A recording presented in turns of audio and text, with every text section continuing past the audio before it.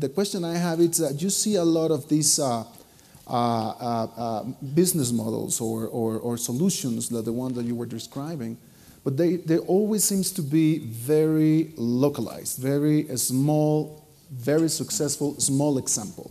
And you seldom see what you can see in other industries, like in technology or else, like that if you discover a good business model, it explodes. Like, for example, I don't know, I can think of YouTube or Google or Facebook or either, I mean, even in the United States, some franchises, food franchises like Moe's or Subway or something like that. But in this case, in the case of a business model of sustainability or to combat the emissions and everything, we're talking about always small, very successful examples, but they don't spread beyond that. So I guess that the question is, in your organic agriculture example in Egypt, why isn't it seems that it's not being replicated or it hasn't spread way more in other countries?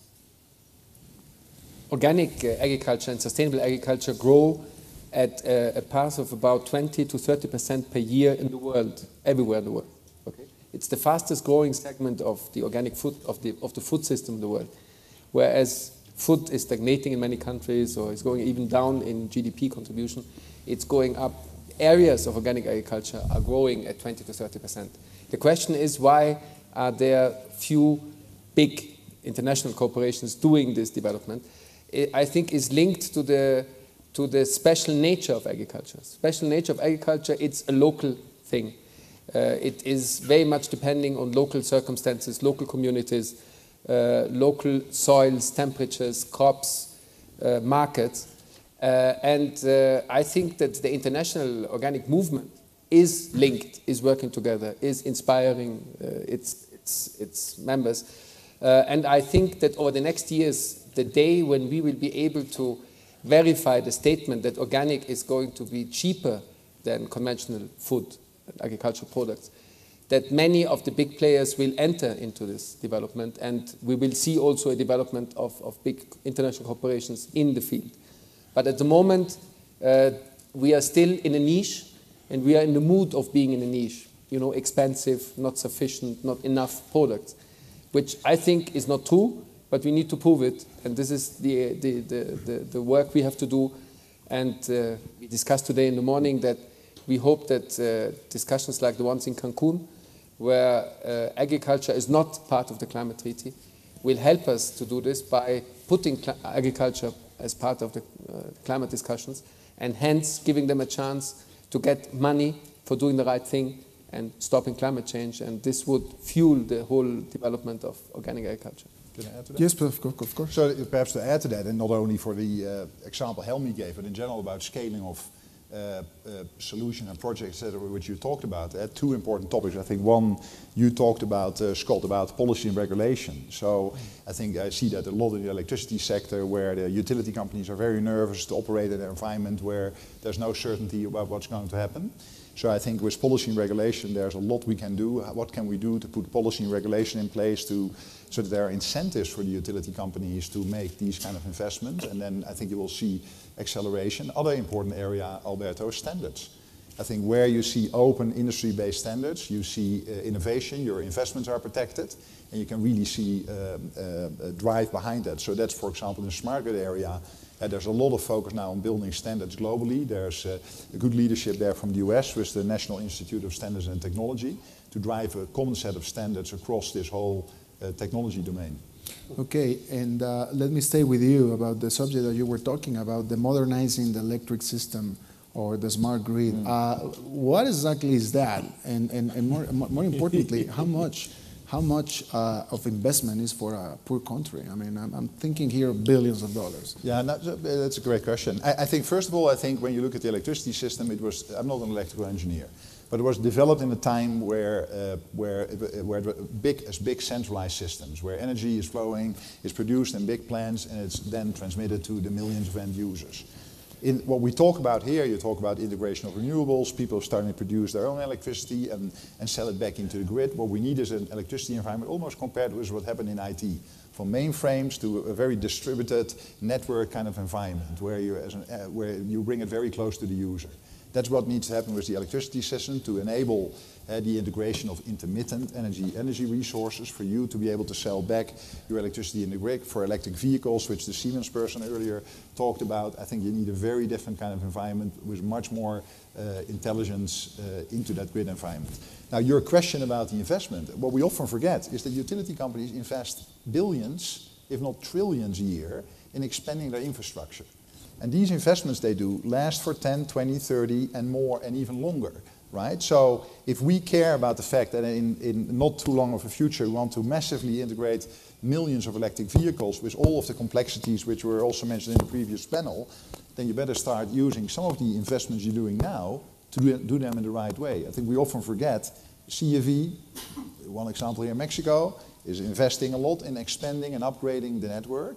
What can you do to use those investment dollars to get immediately a modernized electric system? Okay.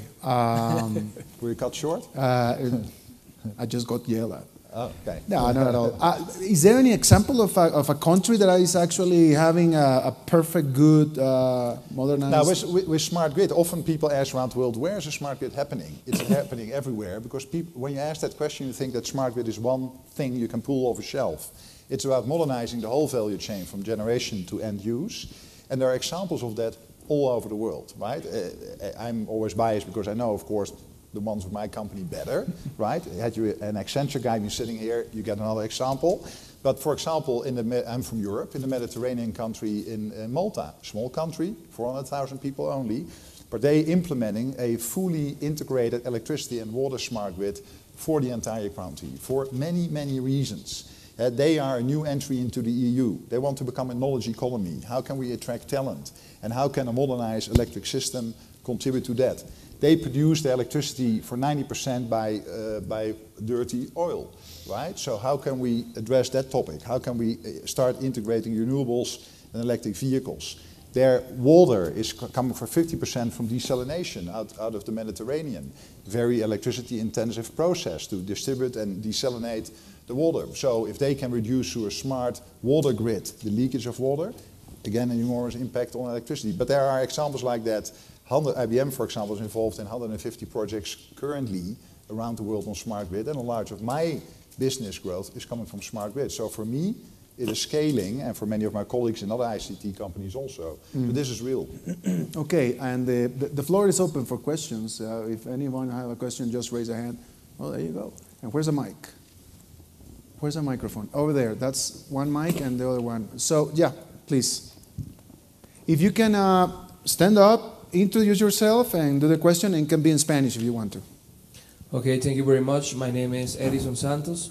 I'm from Dominican Republic, and I would like to support Mr. Helmi Abolish about the sustainable agriculture. And I want to mention that because of the question that you make him, we have an example that we are doing sustainable agriculture in the Dominican Republic. We have this, as we call, sustainable business model, where we are reforesting the mountains with macadamia trees. Macadamia trees are good to catch the CO2. It retains the augmentation in the soil. In that way, we avoid the erosion of the soil. But we create, with the help of specialists from other countries, the specific and scientific variety, the macadamia, that fits or adapt to our land. In that way, we give the trees to the farmers, they reforest the mountains, and we assure them to buy the production. We take it to the plant and we sell it as a sustainable product, but with the specific information that we make the awareness to the clients or the customers that their money is not going to be a expense in alimentation, but it's going to be transformed, that expense in alimentation, into an investment in social and environmental solutions. And it's true, because the money that they are paying for the nuts, we have to pay it to the farmers. But the farmers have to reforest the mountains with a tree. The idea is that as the market grows, is proportionally to the reforestation in the mountains. Because if it's tomorrow we have to export the nuts, we have to reforest more mountains. And my question at the end is, what method or calculator are you using for the water and carbon footprint, so you can transmit that information to the clients? Because we will be interested in know if we can do the same in our product. Thank you. Should we answer directly? Yeah.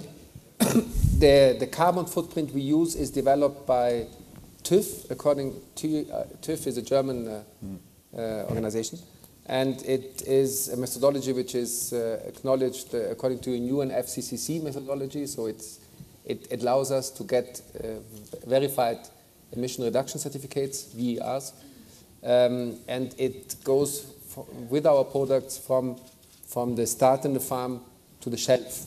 Interestingly, this is another discussion, but interestingly, the real use and carbon emission of products very often is mainly happening with the consumer. Not on our side, but the car he's using to go to the supermarket, the washing machine he's cleaning our t-shirt in, are using often more CO2 than we use from agriculture to the client. But anyhow, this is another discussion. On water, we use a Dutch the methodology developed by a Dutch university. I can provide you with information. It's Delft. Thank you. There were some questions over here. The lady here, please.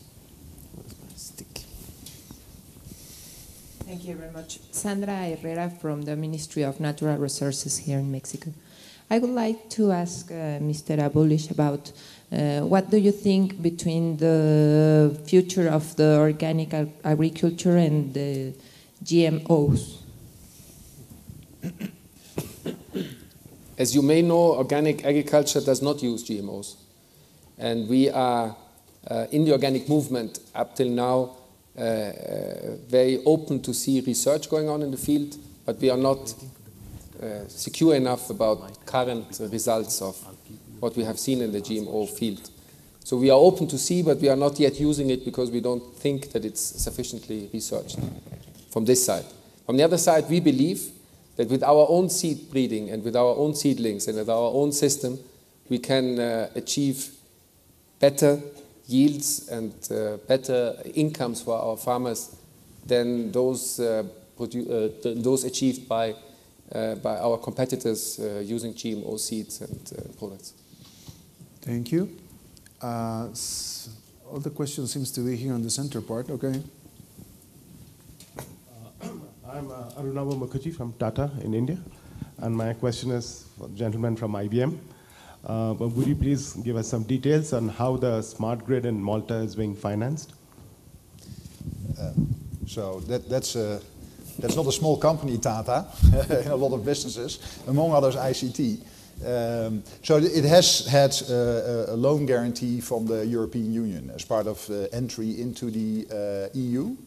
But it is at the same time a project which is completely self-financing. So the benefits which are being accomplished over the next couple of years in terms of integration of renewables, the better information to consumers to reduce their electricity usage, and clearly in the future impact on CO2.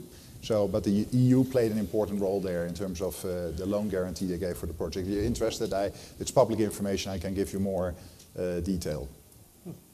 Good. Any questions? Is there anyone?